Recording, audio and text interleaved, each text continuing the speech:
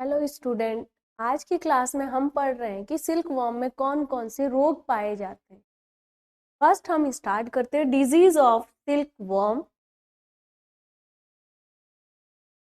जिसमें इनमें 4 प्रकार के रोग पाए जाते हैं।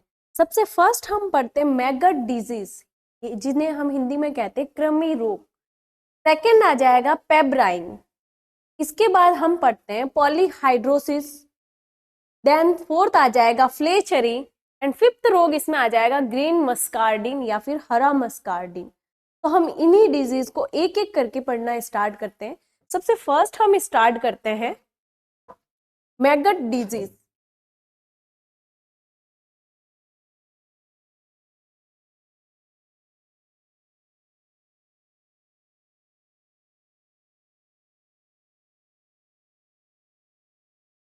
मैगट डिजीज या फिर जिसे हम हिंदी में कहते हैं कृमि रोग।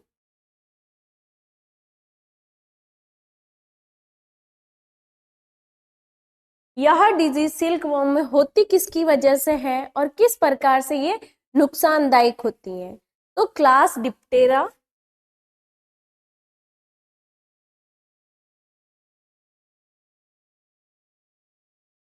इंसेक्ट्स द्वारा ही लगभग सारी डिजीज पाई जाती हैं। तो इसमें आ जाएगा क्लास डिप्टेरा तथा इसका ऑर्डर आ जाएगा टेक्निडी।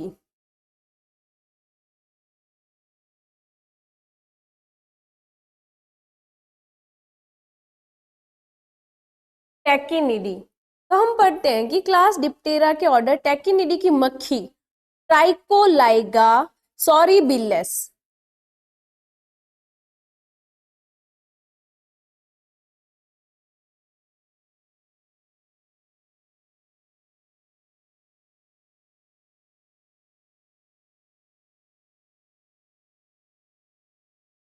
इस मक्खी द्वारा इनमें ये रोग होता है ट्राइकोबिल्ला सॉरिबिलेंस, जिसके द्वारा कृमि रोग सिल्क वर्म में पाया जाता है। देन हम पढ़ते हैं कि ये होता कहाँ पे पाया जाता है। तो ये रोग भारत, जापान, कोरिया, चीन तथा वियतनाम आदि स्थानों पर पाया जाता है। ये रोग होता किस प्रकार है या फिर इसका मुख्य लक्षण क्या होता है? तो इसमें जो रेशम कीट की इल्ली होती है उस पे दुधिया सफेद रंग के बेलनाकार अंडों की उपस्थिति। जो इल्ली का शरीर लगभग सेगमेंटेड ही होता है।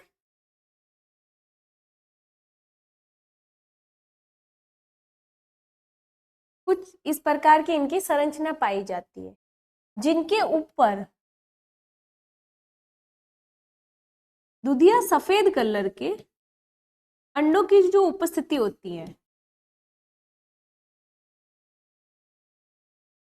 ये इस रोग को डिनोट करते हैं कि इनमें ये रोग पाया जा रहा है।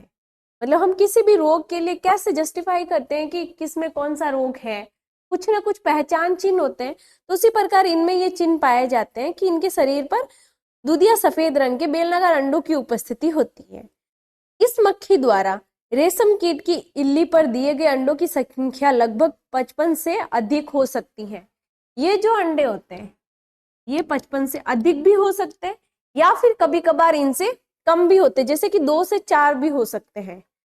अंडे देने के 30 से 40 घंटे पश्चात अंडे के भीतर मैगट्स बन जाते हैं। जब ये अंडे दे देते हैं तो इसके 3 से 4 घंटे पश्चात इनमें मैगट बनना स्टार्ट हो जाते हैं। मैंने लिखा मैगट, कृमि मीन्स ये कृमि बनना स्टार्ट हो जाते हैं। ये कृमि क्या करते हैं? अंडे के कवच के अधर भाग पर तथा इल्ली की त्वचा पर एक छेद बना देते हैं। जो ये मैगट होते हैं ये इल्ली की त्वचा पर पोर्स बनाना स्टार्ट कर देते हैं, मतलब उनके शरीर को एक झिल्लीदार बना देते हैं। इस प्रकार कृमि रेशम कीट की इल्ली के भीतर प्रवेश कर इनके उत्तकों का भक्षण शुरू कर देते हैं। जब ये मैगट इनके शरीर पे पोर बनाने स्टार्ट करते तो इन पोर से होके ये शरीर के अंदर एंटर हो जाएंगे और अंदर आने के बाद बॉडी के अंदर के टिश्यूज को ये खाना स्टार्ट कर देते हैं या फिर उन्हें डैमेज करना स्टार्ट कर देते हैं। जिसकी वजह से क्या होता है कि इनका शरीर जो होता है, शरीर के भागों पर जहां जहां से इन्होंने अंदर एंटर किया है काले तिल के समान संरचना दिखाई देने लग जाती है, मोल लाइक स्ट्रक्चर दिखने लग जाती है। तथा जिन खंडों में कृमि रहते हैं वे फूल जाते हैं, जिसकी वजह से ये कृमि की जो स्ट्रक्चर होती है टेढ़ी हो जाती है। स्टार्ट जहां जहां जैसे जैसे इन्होंने अंडपोर से अंदर प्रवेश किया तो संरचना पे एक काले तिल के समान संरचना दिखाई देने लग जाती है, और वो जो स्थान होता है जहां पे वो अंदर पाए जा रहे हैं वहां से ये फूल जाते हैं, जिसकी वजह से इनकी जो शरीर की आकृति होती है वो टेढ़ी मेढ़ी हो जाती है। अब ये होते कब है? जब ये अंदर एंटर कर रहे हैं तो ये किस अवस्था में एंटर कर रहे हैं? हमने पढ़ा था कि जब सिल्क वॉर्म के लार्वा की हम बात कर रहे थे तो इसमें अलग अलग इंस्टार्स थे, फर्स्ट से लगा के 5 इंस्टार तक हमने बात की थी। तो ये जब एंट्री करते हैं तो 3rd इंस्टार में करते हैं। नॉर्मली ये जो मैगट्स बनते हैं लार्वा की जो तृतीय अवस्था होती है उसमें बन जाते हैं, परंतु कभी कभार ये चतुर्थ या फिर 4th या फिर 5th स्टेज इंस्टार में भी बनती है। अब जब ये 3rd इंस्टार में ही बन जाए तब तो क्या होता है कि इसकी डेथ हो जाती है, इस कैटरपिलर की या फिर इस लार्वा की डेथ हो जाती है, किसी प्रकार के कोकून का निर्माण नहीं कर पाता। परंतु यही इन पे कृमि रोग अगर 4th या 5th इंस्टार अवस्था में हुआ है तो क्या होगा, ये कोकून का निर्माण तो करेंगे परंतु इनकी प्यूपा अवस्था नहीं बनती। जस्ट हम लार्वा के बाद पढ़ते हैं प्यूपा। ये पांचों जो इंस्टार्स थे ये लार्वा अवस्था के थे, तो ये लार्वा अवस्था बनेगी, कोकून का निर्माण भी करेंगे परंतु प्यूपा स्टेज नहीं बन पाती है। तो हमने स्टार्टिंग की है कृमि रोग से। होता किससे है? तो इसमें आ जाएगा ट्राइकोलाइगा सॉरीबिलेंस नामक एक मक्खी होती है, उसकी वजह से होता है। कहाँ कहाँ पर ये रोग पाया जाता है? भारत, जापान, कोरिया, चीन, वियतनाम आदि स्थानों पर पाया जाता है। अब इस रोग का मुख्य लक्षण क्या है? तो रेशम कीट की इल्ली पर दुधिया सफेद रंग के बेलनाकार अंडों की उपस्थिति। रेशम कीट जो है इसके ऊपर इल्ली के दुधिया सफेद रंग के अंडों की उपस्थिति। इन अंडों से बाद में मैगट्स बनते हैं और ये मैगट्स क्या करते हैं, इनके शरीर के ऊपर छिद्र बनाना स्टार्ट करते हैं। जब ये छिद्र बन जाते तो इससे इनके शरीर के अंदर प्रवेश करके इनके टिश्यूज को डिस्ट्रॉय करते या फिर नष्ट करना प्रारंभ कर देते हैं। जब ये बॉडी के अंदर एंटर करते हैं तो इनके शरीर के ऊपर काले तिल के समान संरचना दिखाई देती है और जहां जहां ये अंदर पाए जा रहे हैं वहां वहां की बॉडी इनकी फूल जाती है। होते कौन कौन से स्टेज में? नॉर्मली जो 3rd इंस्टार्स होते हैं उन्हीं में हो जाता है और कभी कभार 4th एंड 5th इंस्टार में होता है।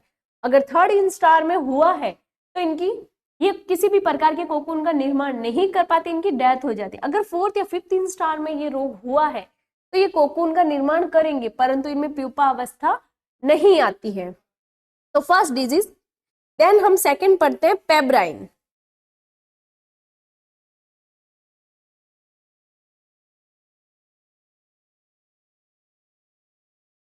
मैगट डिजीज के बाद सेकंड डिजीज आती है इनमें पेब्राइन। अब ये होती किससे है? तो जो प्रोटोजोन्स होते हैं,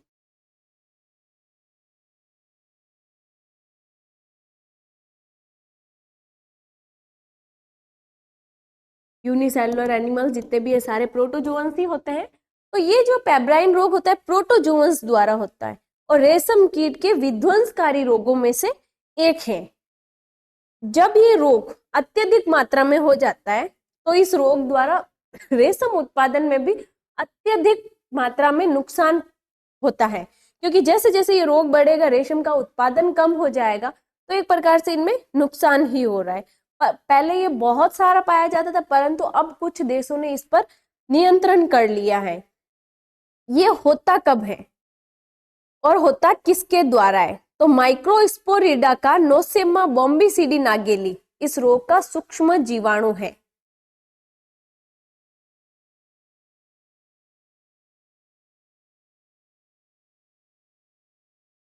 माइक्रोस्पोरिडा का नोसेमा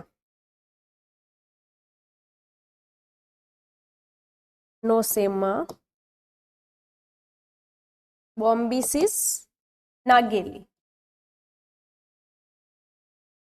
इसका माइक्रोबैक्टीरिया है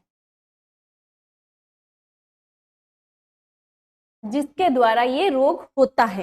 जैसे हमने फर्स्ट में पढ़ा था कि जो कृमि रोग था वो ट्राइकोलाइगा सॉरीबिलेंस द्वारा हो रहा था, तो इसमें ये रोग किसके द्वारा हो रहा है? तो आ जाएगा माइक्रोस्पोरिडा के नोसेमा बॉम्बिसिडी नागेली इस रोग का सूक्ष्म जीवाणु है। होता किस प्रकार है? इसका संक्रमण इल्ली के मुख द्वारा भोजन ग्रहण करते समय या अंडाशयों द्वारा होता है। जब इल्ली भोजन ग्रहण करती है उस समय ये जो सूक्ष्म जीवाणु होते हैं इनके शरीर के अंदर प्रवेश कर जाते हैं, तथा जब ये भोजन के साथ शरीर के अंदर प्रवेश करते हैं तो आहार नाल में जाते हैं,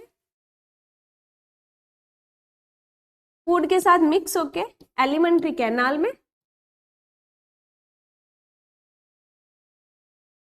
और जब ये एलिमेंट्री कैनाल में जाते हैं एलिमेंट्री कैनाल के ही उत्तकों को डिस्ट्रॉय करते हैं या फिर उनमें संक्रमण करते हैं। तो एलिमेंट्री कैनाल के उत्तकों में संक्रमण कर देते हैं।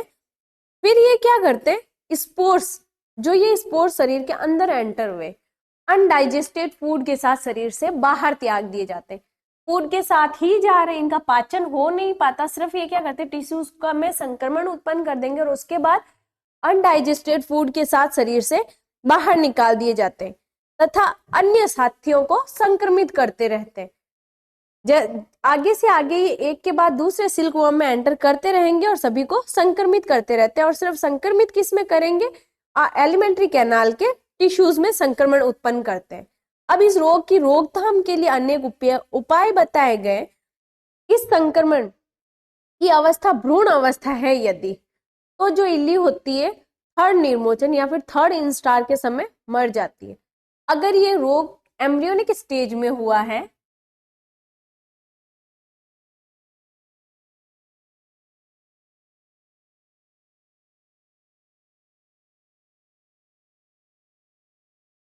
अगर यही रोग एम्ब्रियोनिक स्टेज में हो रहा है तो थर्ड इंस्टार में आते आते इनकी मृत्यु हो जाती है। तो इससे बचने के लिए क्या करना चाहिए, रीलिंग कोकून का पालन पोषण करते समय ये ध्यान रखना चाहिए कि अंडों में पेब्राइन रोग ना हो। अगर अंडों में पेब्राइन रोग है तो उन्हें डिस्ट्रॉय कर दो, सिर्फ जो स्वस्थ अंडे हैं उन्हीं में रीलिंग की जाए।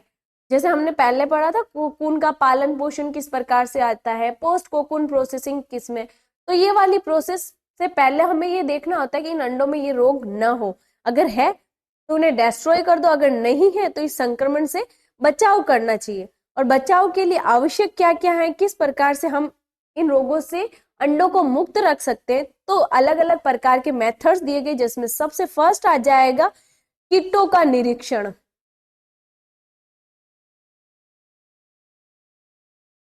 अगर हम रोकथाम के उपाय पढ़ें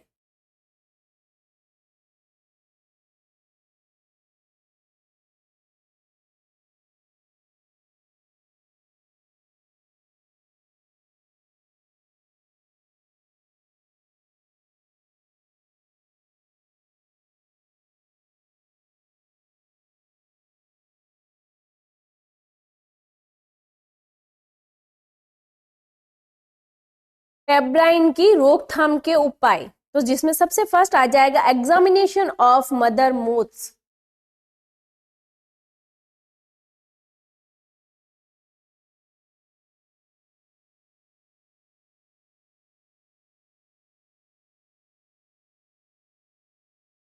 जो माता साल्ब होती है उसका निरीक्षण सही ढंग से कर लेना चाहिए, केवल स्वस्थ मादाओं के अंडे को ही उपयोग में लिया जाना चाहिए। देन सेकंड आ जाएगा करेक्टिंग एग्जामिनेशन।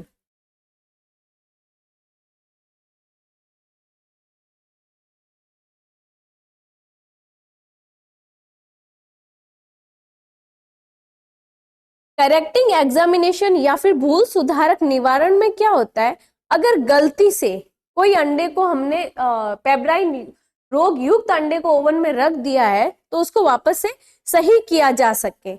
देन थर्ड आ जाएगा रिमूवल एंड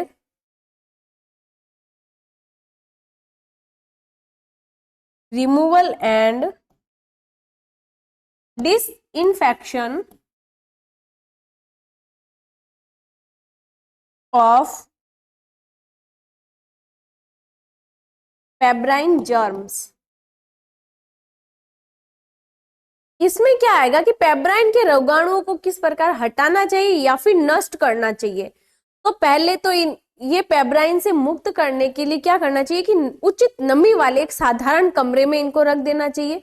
अतः रेशम कीट का पालन करने वाले कमरे, उपकरण व दूसरे बर्तन जिनका हम इनमें उपयोग कर रहे हैं उन्हें सावधानी पूर्वक धोकर व साफ करके रखना चाहिए, जिससे पेब्राइन रोगग्रस्त अंडे संक्रमित इल्ली, प्यूपा, वयस्क के मर्त शरीर, कोकून आदि का मल सभी निकाल लिया जाए। अगर किसी में पेब्राइन हो गया है तो उन्हें रिमूव कर दिया जाए। और इनको स्वच्छ कैसे रखा जाए, तो हमें इनके जो उपकरण होते हैं, कमरे होते हैं व दूसरे बर्तन होते हैं, उनका पूरा सावधानी पूर्वक उपयोग करना चाहिए। नेक्स्ट, इसके बाद फोर्थ आ जाएगा care of rearing silk worm.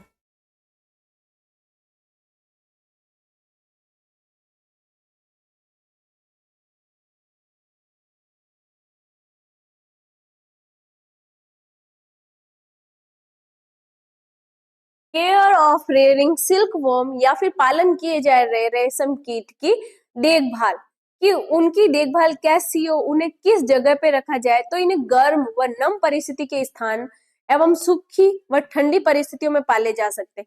अगर रेशम कीट गर्म व नरम परिस्थिति के स्थान पर सूखी एवं ठंडी परिस्थितियों में रखे जाए तो इनमें ये रोग कम होगा।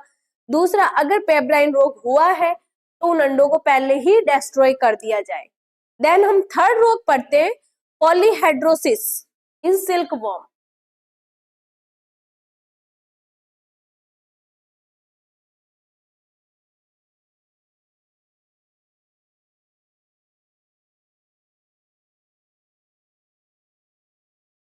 थर्ड रोग आ जाएगा पॉलीहेड्रोसिस या बहुफलकता। अब जो सिल्क वॉर्म है उसमें 3 प्रकार की पॉलीहेड्रोसिस पाई जाती है।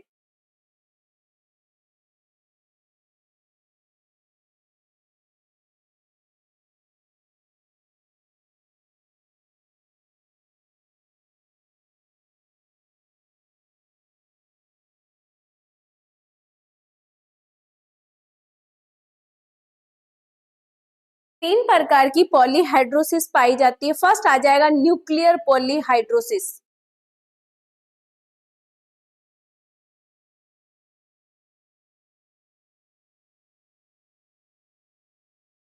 न्यूक्लियर या फिर केंद्रीय बहुफलकता। सेकंड आ जाएगा इंटेस्टिनल साइटोप्लाज्मिक पॉलीहाइड्रोसिस।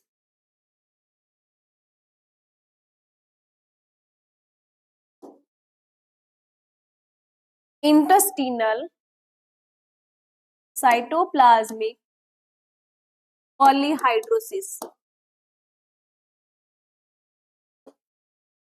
इंटेस्टिनल जिसका मीन्स होता है आंत्र, साइटोप्लाज्मिक जिसका मीन्स होता है कोशिका द्रव्य।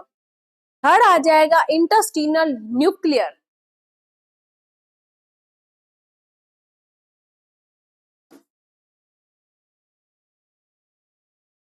पॉलीहाइड्रोसिस।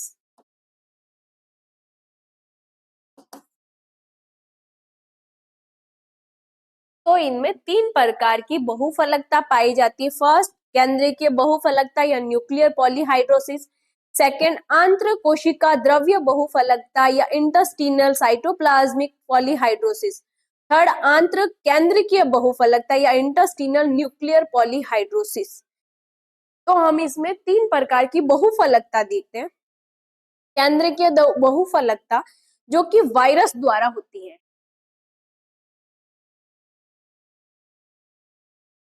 न्यूक्लियर पॉलीहाइड्रोसिस वायरस द्वारा होती है, जो वसा उत्तक, त्वचीय उत्तक, कणिकाओं तथा कणिकाओं के केंद्रक में बहुफलक बना देते हैं। वर्ड से ही पता चल रहा है, न्यूक्लियर मतलब केंद्रक, वायरस द्वारा हो रही है, लगभग सभी टिश्यू को डैमेज कर रही है। और टिश्यू के केंद्रक, सिर्फ टिश्यू नहीं, टिश्यू के केंद्रक में बहुफलक बना देते। ये बहुफलक सामान्यतः षटकोणीय तथा कभी कभी चतुष्कोणीय भी होते हैं, जिनके बीच में ढेर सारे विषाणु रहते हैं। या तो ये चतुष्फल के होंगे या षटकोणीय होते हैं, जिनमें बहुत सारे वायरस पाए जाते हैं। देन हम सेकंड पढ़ते हैं इंटेस्टिनियल। इनमें पॉलीहेड्रा मध्य आंत की कोशिकाओं के कोशिका द्रव्य में बनते हैं। हम आंत की बात कर रहे हैं, साथ में हम कोशिका द्रव्य या केंद्रिक द्रव्य की बात कर रहे हैं।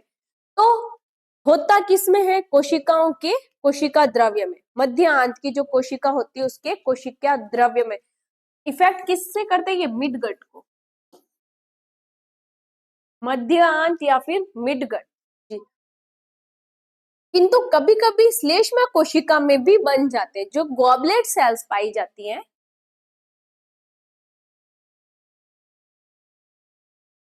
कभी कभार ये इनमें भी पाए जाते हैं।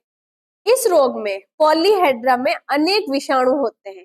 मध्य आंत की जो संक्रमित कोशिकाएं होती है, इसकी वजह से फट जाती है, जिसके कारण जो पॉलीहेड्रा होते हैं आंत में पहुंच जाते हैं तथा इनके मल का जो रंग होता है सफेद होने लग जाता है। तो ये सिम्टम्स आ जाते हैं जब इनका एक्सक्रीटरी प्रोडक्ट व्हाइट कलर का आने लग जाता है, तो पता चल जाता है कि इनमें किसी ना किसी प्रकार का रोग उत्पन्न हुआ है। थर्ड हम पढ़ते हैं आंतरिक केंद्रकीय बहुफलकता, मतलब आंत के केंद्र को प्रभावित कर रही है। इस रोग में जो विषाणु होते हैं मध्य आंत की स्तंभाकार उपकला कोशिकाओं,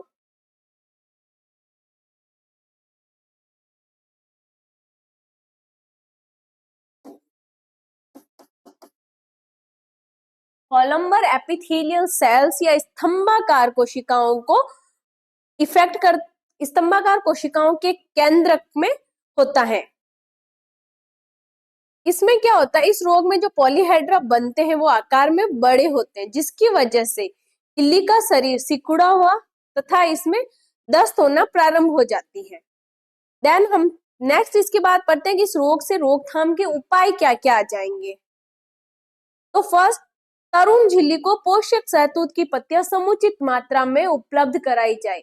जो मरीज होती है उन्हें समुचित मात्रा में शहतूत की पत्तियां उपलब्ध कराई जाए तथा जो इनके पालन का कमरा है उसमें वायु का संचार ताजी हवा का होता रहे। ताजी हवा कंटिन्यू रूम में आती जाती रहे, नमी कम रहे तथा अच्छा स्वास्थ्य बनाए रखने के लिए अति उच्च तापमान व बहुत कम तापमान तथा अधिक नमी से बचाव रखना चाहिए। ना तो टेम्परेचर अधिक हो, ना बहुत कम हो, ना उनमें बहुत अधिक नमी हो। अगर इनमें कोई इल्ली रोगग्रस्त है या फिर मृत हो गई है तो उन्हें तुरंत हटा दिया जाना चाहिए। नेक्स्ट हम पढ़ते हैं इसके बाद फ्लेचरी रोग।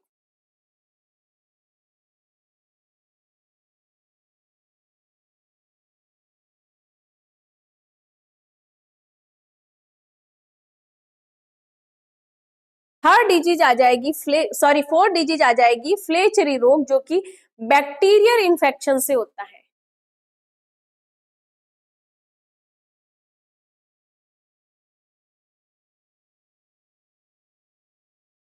बैक्टीरिया के इन्फेक्शन द्वारा ये रोग होता है। फ्लेचरी रेशम कीट के कुछ विशिष्ट रोगों का सामान्य नाम है, जिसमें मृत शरीर जीवाणु के आक्रमण के कारण सड़ जाता है। जो मृत शरीर था उसके ऊपर अगर इन जीवाणुओं का आक्रमण हो रहा है तो वो सड़ जाता है। अब इसी रोग को अलग अलग भागों में डिवाइड किया, जैसे एक विषाणु से उत्पन्न संक्रामक फ्लेचरी, इसमें क्या होगा कि इनमें भूख कम लगेगी, जो सिरोवक्ष होगा वो पारभासक हो जाएगा, उल्टी, दस्त, इस प्रकार के रोग इनमें दिखाई देने लग जाते हैं। सेकंड आ जाएगा रेशम कीट के शरीर क्रियात्मक विक्षोभ के कारण आमाशय सती के पश्चात जीवाणु की संख्या में वृद्धि। अगर इनमें रोग हो रहा है तो आमाशय की सती होगी, जिसकी वजह से जो जीवाणु होते हैं उनकी संख्या में वृद्धि हो जाती है। थर्ड आ जाएगा जीवाणुक विषाक्तता। ये जो रोग होता है बैसिलस के द्वारा उत्पन्न टॉक्सिन के कारण होता है, जिसके कारण क्या होती है, इल्ली जो होती है अचेत हो जाती है तथा ये संक्रमण जो होता है इल्ली के मुख पर होता है। लास्ट आ जाएगा रक्त विषाक्तता सेप्टिसीमिया। ये रोग भी बैसिलस द्वारा होता है तथा इस रोग में क्या होता है, इल्ली सामान्य अवस्था, जो रोग होता है इल्ली की सामान्य अवस्था में नहीं होकर लार्वा प्यूपा में होता है तथा ये रोग क्या करता है, त्वचा पर घाव उत्पन्न कर देता है। अब इस रोग से बचाव के क्या क्या उपयोग हो सकते हैं, तो कीट पालन कक्ष या उपकरण कीटाणु से मुक्त होने चाहिए। रोगियों को अलग किण्वन कंपोस्ट में रखना चाहिए, जिनको रोग हो रखा है उन्हें अलग से रखा जाए। अंडे देने के लिए कमरे का तापमान व नमी उचित मात्रा में, विशेषकर कम ही होना चाहिए, ना तो तापमान हाई होना चाहिए, ना ही इनमें नमी अधिक होनी चाहिए। लास्ट आ जाएगा ग्रीन मस्कार्डिन।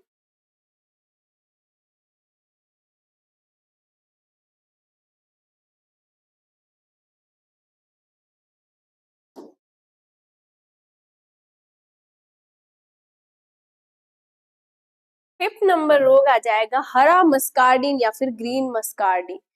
ये जो रोग होता है वो फफूंद जनित रोग होता है।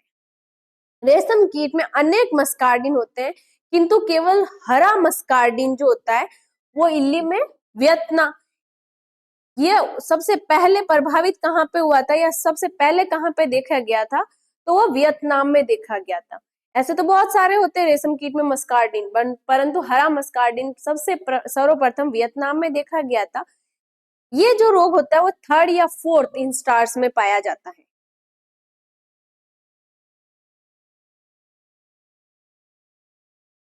या तो 3rd इंस्टार में देखने को मिलेगा या फिर 4th इंस्टार में देखने को मिलेगा। इसकी जो आरंभिक अवस्था होती है उसमें जो इल्ली का वेंट्रल पार्ट होता है,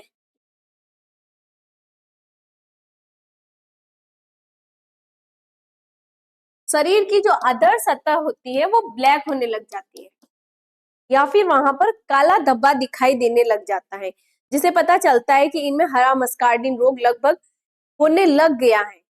रुधिर में फफूंद की हरी नलिकाएं माइसीलिया में विकसित हो जाती हैं तथा बेलनाकार बीजाणु का रूप धारण कर लेती हैं।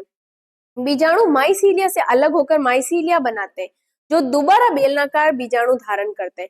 इस प्रकार रेशम कीट के सारे अंगों पर इस फफूंद का संक्रमण हो जाता है, जिसके कारण इनके कार्य प्रभावित होते हैं तथा इसी कारण जो रोगग्रस्त इल्ली होती है उनमें नरमोचन नहीं हो पाता तथा इस अंत में इनकी मृत्यु हो जाती है। अगर 3rd इंस्टार में हो गया तो 3rd से 4th नहीं बन जाएगी, अगर 4th में हो गया तो 5th नहीं बन पाती, क्योंकि रोग की वजह से ये वृद्धि नहीं कर पाती या फिर किसी भी प्रकार का निर्मोचन नहीं कर पाती। तो ये इनके रोग। अब इस रोग से रोकथाम के उपाय क्या क्या है, तो फर्स्ट तो वही कि कीट के कमरे, उपकरण व बर्तन आदि को कीटाणु मुक्त रखना चाहिए। अगर किसी में इल्ली रोग हो गया है तो इन इल्लियों को अलग से रख देना चाहिए। जहां तक हो सके पालन पोषण ट्रे में बची हुई सहतूत की पत्तियां सूखी रखनी चाहिए, जिससे कि फफूंद ना हो। अगर वो नमी में रह गई या फिर गीली रह गई तो इनमें फफूंद हो जाती है, जिसकी वजह से हरा मस्कार्डिन रोग उत्पन्न हो जाता है। तो यहाँ पे सेरिकल्चर कंप्लीट, तुम्हारी जो 2nd यूनिट थी वो यहाँ पर कंप्लीट हो जाती है। लास्ट यही था कि सिल्क वर्म के रोग कौन कौन से हैं, जिसमें हमने 5 रोग पढ़ लिए हैं। Thank you.